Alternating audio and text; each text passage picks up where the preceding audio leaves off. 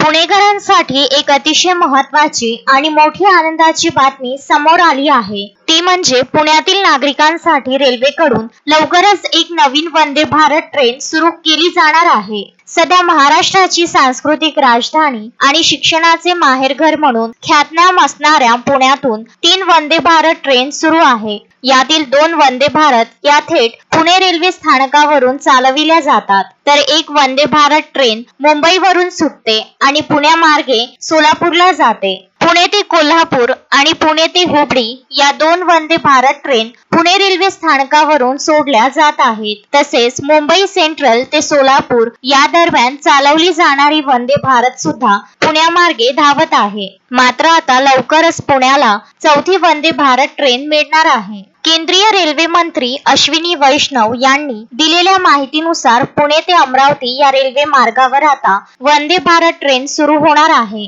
अमरावतीला लवकरच पहिली वंदे भारत ट्रेन मिळणार असे संकेत रेल्वे मंत्री अश्विनी वैष्णव यांनी दिले आहे। Vidarbha news bureau, Amravati.